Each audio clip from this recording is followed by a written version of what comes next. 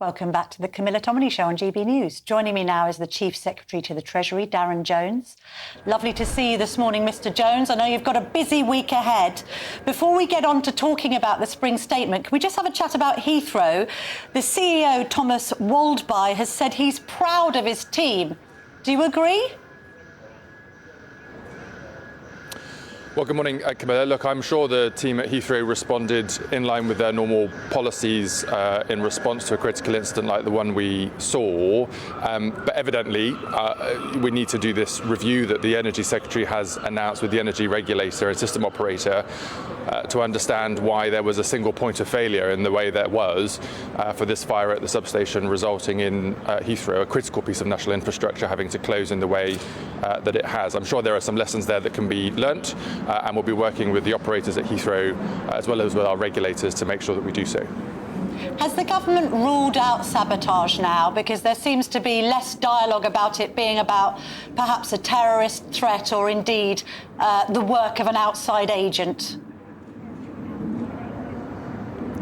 I'm not briefed on that information, I'm afraid, Camilla, so I can't tell you. I mean, I'll have to refer you to comments from Number 10 and the Department for Transport. But of course, when we think about the resilience of our critical national infrastructure, we have to consider all of the different issues that may be in play, from climate through to security and policing issues in the way that you've described.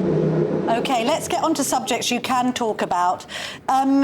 The Times had leaked a letter that you've written to government departments in the week calling for the, quotes, ruthless prioritisation of government spending. You're talking about real-term cuts of between 5.7 and 11.2% to government departments, unprotected departments. So that's all departments really, apart from the Department for the Ministry of Defence and indeed the Department for Health. In what world isn't this austerity? Well, it's not austerity because we're increasing the amount of money we're putting into our public services. There was a huge increase at the budget in the autumn last year, £100 billion of additional capital investment, £40 billion of additional tax rises going straight into frontline public services. That was a big injection of spending because we needed to get a grip of public services after the mess that we found them in from the last Conservative administration. But I think the letter you're referring to, Camilla, is the letter that I issued to start the spending review at the end of the last calendar year. And we have asked departments to plan against certain scenarios, but we've not come to any conclusions yet. We're going to be in the middle now of negotiating those spending plans. It's right that we're looking line by line at every pound that government spends. The first time that's been done in 17 years. And we want to make sure that we're modernising the state so that it's achieving better outcomes for people in the future at a lower cost. OK, but if you're modelling up to 11.2% in cuts, then some departments could have to cut by that much. Well, as I say, that's not a decision that has been taken. They're what we call planning assumptions, where we ask departments to look line by line through what they're spending and to come back with different kind of buckets of critical spend, low value for money for spend, spend that might be in relation to priorities of the last government that's not a priority for this government. And we're now just working through that process of negotiation, where we're looking at those results line by line. And when we publish the public spending plans in June, they will all be geared towards delivering our plan for change, the priorities that this government was elected on to deliver for people across the country. Although government spending will still be around 45% of GDP by the end of this Parliament. So it's not really bringing government spending down at all overall. Well, that's my point. That's why it's not austerity, because we are increasing spending into public services. But that doesn't mean that there are not difficult decisions elsewhere in the public sector to take. One of the things that we've been speaking about today and this week, for example, is the public sector is still quite unproductive. We have a lot of old IT systems. There's a lot of things still done on paper. Anyone that's trying to engage with public services knows that it's quite difficult to do so. And we just know from looking at the private sector, there's a huge amount of opportunity there to improve productivity, to free up cash and to invest that back into frontline public services. So it's a bit like the welfare cuts that weren't really cuts, they're just a growth reduction. Well, the welfare changes were a reflection of the fact that the welfare system, as designed, was not being operated in that way. That's why they've needed to be reformed, to make sure that we're supporting people to get into work, and for people who are the most severely disabled or who can't work, that they get appropriate support too. It's right that we look at these systems, whether it's welfare or the administration of the state or public service spending, to make sure that we're being as effective and productive as possible, because that's what people would expect us to do when we're using their money. I know, but government spending in 2024 to 25 as follows. Benefits, £314 billion. That's bigger than the health budget, £202 billion. So when you say you're going to cut £5 billion from benefits, all you're really saying is that growth from now till 5 years' time isn't going to be £49 billion, it's going to be £45. It's just a growth reduction, it's not a cut at all, is it? Well, partly, Camilla, you'll recognise that we are an ageing population, so we're not having as many babies, basically, as our parents and grandparents did. So we've got more older people who are coming into their pension age. They're able to obviously draw down their pension, and that's why the pensions cost of the Department for Work and Pensions budget is growing, because we've got more people claiming their pensions. They're entitled to do so, and we have to pay for that. But where there has been system failure or kind of design failure in policy elsewhere, we do also need to get a grip of that, which is what we're doing. But you've also got a problem with not enough young people in work. The number of young people claiming benefits now has shot up. You're asking people to come off benefits and go into work, and yet Rachel Reeves came up with a budget in the autumn which has absolutely clobbered businesses. Businesses are now saying we're reluctant to hire because we're paying far too much in national insurance contributions. So you're trying to get people into work, but you're not facilitating businesses to hire them. You're clobbering business.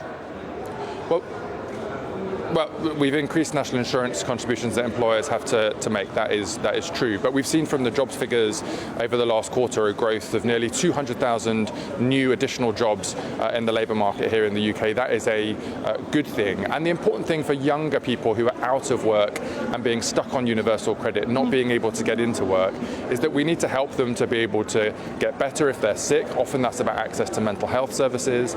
But also we need to make sure that they've got access to the training and skills that they need to have to get into work. That's why we've announced today, for example, our construction package. We think we can get 60,000 additional jobs in engineering, bricklaying, electrical and carpentry skills by supporting the construction industry. That's exactly the type of outcome we're trying to achieve for young people across the country. Well, yes, if construction firms can afford to take new staff on. We've got 300,000 SMEs saying that they plan to lay off workers because of the budget. We've got the number of companies listed on Companies House down for the first time since 2012. We've got 203,000 businesses having folded since Labour took power. And there's also been a 15.5% drop in new businesses starting up. So the budget has been anti-business, hasn't it? Well, not if you look at the fact that, as I say, there's been nearly 200,000 additional new jobs created in the economy. Can you look at my figures that I've just cited? Sure, and we're exchanging figures, as we often do in these political interviews. But look, you only need to talk to businesses about where we're taking this country in terms of its policy direction. You can see already in the weekend papers, which I'm sure you've been reviewing on your show, really positive feedback from CEOs and company investors about the UK being a stable place to do business, a country that has a clear mandate and a policy for growth in the economy, where a government's willing to get in and work alongside business. And that's what we've done with this construction task force. I mean, the package has been built alongside the construction industry. This is endorsed by businesses in the construction industry. They tell us that the policies we've announced today will help them to hire more people, to train more people, and the fact that we're going to get on and work with them and investors and play our part with public spending where it's relevant to get those houses built, to get that infrastructure built, that creates the circumstances for which you can employ people and pay them for their good jobs that they're doing and help the economy grow. That's a good thing. I don't know what CEOs the Treasury's been speaking to. We do a section on this show every week where we speak to small and medium-sized business owners to find out how they've been affected by the budget.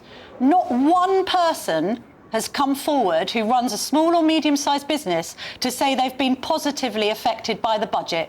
We've spoken to people in hospitality, we've spoken to people in retail, we had 2 hairdressers in last week.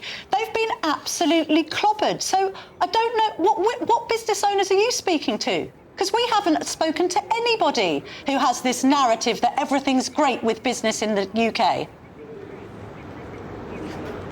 Yeah, I mean, and look, we want to go further and faster on the economy. We recognise we need to get more growth into the economy and to help businesses to do that. But as you would expect, we talk to businesses of all sizes, big companies, like I said, in the construction industry, all the way through to SME and startup builders who we want to support to be able to get houses built in this country. And it's worth remembering that in the budget, the national insurance changes for employers was designed in a way to protect smaller businesses. It's right to say that 50% of businesses in this country will either be paying the same as or less than they did before, because we took that step to try to protect smaller businesses in what I recognise was a difficult budget for business, but allowed us to honour our pledge to not increase payslip taxes that people pay when they go to work, or VAT in the shops, whilst getting a grip of the mess that we'd inherited from the Conservatives.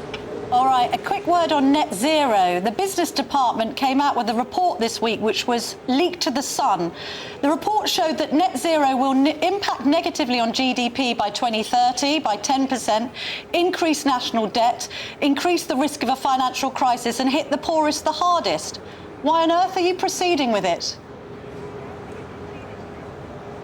Well, I've not seen that report, but what I would say from what you've asked me is how you do net zero is important. When you're talking about energy security, when you're talking about jobs in the energy sector, when you're helping people's homes be protected from flooding or resilient to extreme weather, that can be a good thing for the economy, it can be a good thing for jobs, it could be a good thing for people and businesses, but you've got to do it in the right way, which is what we're focused on doing. All right, Darren Jones, we need to leave it there. Thank you very much indeed.